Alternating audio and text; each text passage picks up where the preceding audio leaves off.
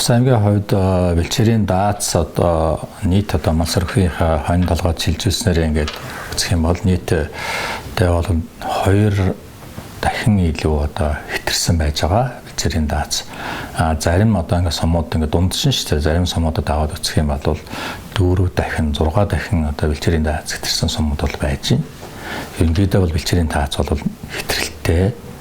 Цаашдаа бол бэлчээрээ бол бас зохистой ашиглах хэмжээнд одоо яг энэ мал сөрөгийн менежментийг авч явахгүй бол олон зуун жил одоо энэ бэлчээр дээрээ одоо энэ нүүдэлчин сайхан амьдралынхаа аваад явах ирээдүй бол харагдахгүй байгаа. За энэ чиглэлээр бас Монгол Улс аяар хэрэгэлсэн малын эрүүл мэнд ногоон алт төсөл бол энэ бэлчээрийн даацыг зөв зохистой ашиглах чиглэлээр маш олон сайхан одоо үр дүнгуудыг өгсөн. Одоо хамгийн ихний ээлжинд бол малчтыг бол зүгээр талаар нэг жалгаар нэг байсан малчтыг бол нэгтгээд багийн хэмжээнд нь зохион байгуулалтанд оруулсан. Дараа нь сумын хэмжээнд нь зохион байгуулсан. Дахин аймгийн хэмжээнд нь зохион байгуулалт. Дахиад үндэсний хэмжээнд зохион байгуулалтанд оруулж одоо ингээд бэлчээр ашигчдын холбоо гэдэг багийн төвшөнд сумын бэлчээр ашигчдын холбоо, аймгийн бэлчээр ашигчдын холбоо гэдэг үндэсний хэмжээнд одоо бэлчээр ашигчдын үндэсний холбоо байж байна. Тэгэд ингээд зохион байгуулалтанд ороод ерөнхийдөө бид нэр зохион байгуулалтаагаар бэлчээрээ одоо даацтан тохируулсан маягаар одоо ашиглаж, хамгаалж, арчилж явахгүй бол бид нэг амьдрах ш тийм ээ, бидний өрхөөх цаашдаа хойштой амьдрын. Тийм учраас энэ зохистой хандах ёстой байна гэсэн ийм үндэсний хэмжээний байгуулгын тогтолцоог бий болгочихж байгаа байхгүй юу? Энэ төслийн хүрээнд. Малын толгойн татвар одоо яг хүмүүс хуучнаар болгоо малын хөлийн татвар гэдэг. Бид нэр малын хөлийн татвар гэдэг ер нь хэлэх дурггүй. Одоо малын толгойн татвар гэж ярьж байгаа. За малын толгойн татварыг бас манайхны хүмүүс болоод одоо тогтоохтой бол бас ингээд амжиргааг ингээд харж үзье жаахан цөөхөн малтай хүмүүсээс бага авъя, олон малтай хүмүүсээс нахих нь авъя ч гэсэн тийм зүйлийг одоо манай одоо сумын хурлынхан одоо сумын удирдлагууд ярьж байгаа. Гэхдээ бид нар аймгаас бол бид нар бодлого чиглэлийг хэлсэн. Энэ бол малын толгойн татвар юм аа. Яагаад гэвэл мал бэлчээр идэж уусныхаа төлөө толж байгаа татвар учраас ямар нэгэн хөнгөлөлт бол байх ёсгүй. Их баг байж болно. Амжиргаанаас шалтгаалаад зайлшгүй толгойд тутамд нь татвар бол байх ёстой. Ингэснээр хүмүүс нөгөө малын толгой хадгалсныхаа төлөө бэлчээрт ямар хариуцлага хүлээх вэ гэдэг энэ хариуцлага гарчих байхгүй юу? Тэгэхгүй нэг хэсгийг одоо ядам гэдэг ингээд 200 малтай чинь аваа бэлчих юм бол маш 200 малтай олон малчид бий болчихно. Одоо бид нар чинь одоо нуглаа гаргахтаа сайн шүү дээ монголчууд.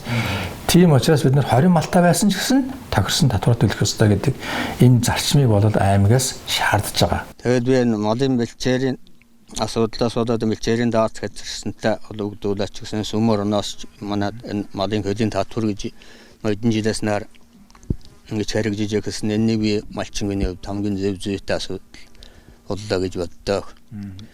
Энэ бол нэг одоо зүгээр их малтай хүн дээр яг 1000 малтай хүнд бол нэг сая төгрөгийн татвар гарах байх хэрэндээ. Тэр сая төгрөг бол 1000 мал байгаа хүнд бол юу ч биш. 10 сарх самнаал өгчдөг мөнгө. Тэрэнд бол хүн нэг хэдийн засгийн дэм янз бүрийн асуудал нөлөөлөд байх юм байхгүй. Мал нь байгаа бол тэр бол асуудал биш гэж боддог. Тэгээд чинь малын хөлийн татвар гэж юм байхан зөв гэж юм алчин хувьд боддог. Малын хөлийн татваргүйгээс бол янз бүрийн одоо сөрөг дагаврууд гарцх нь одоо ажиглагддаг одоо баг малтай нөхдүүд зээлмэл авахын тулд одоо малаа хөвлөлөөлөх байд юм нэг алдар нэр авахын тулд янз бүрийн малын тоогоо нэмэх ийм асуудлууд бол амьдрал дээр байж л байна. Одоо манай газар нутаг дээр амьдарч байгаа мал одоо 4 дахин хэтэрсэн гэж байгаа юм бол. Тэгээ манай сумын одоо хөрсөн зөөлн хөрсөн элэгдэл хорогдол мэдээж нөлөөлдөг одоо урд жилүүд ихээс бодвол жилээс жилээр нь оройч. Жилээс жилд одоо малын тэр бэлчээрт ургадаг тийм зүйлийн төрлөн цөөрч байна. Хуур мудлын хэмжээ нэгсэж байна.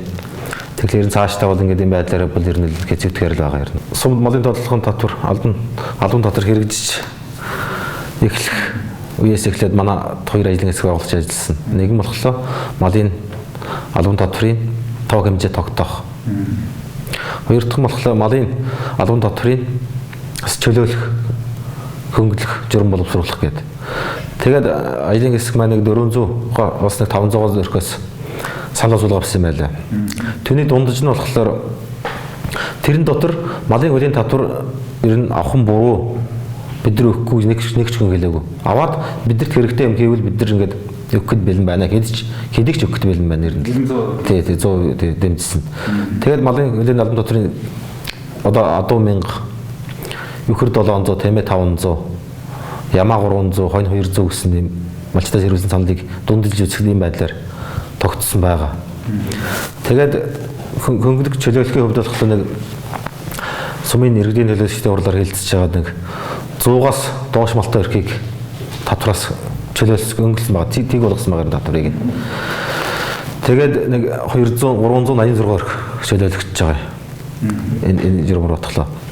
Тэгээд яг малын хөлийн татварыг агил буцаад малчтан зорцуулсан зүйл хийх дээр малчтар нь энэ цаашаа татварыг нэмээд хураасан ч болохоор байгаа юм нь бол тийм.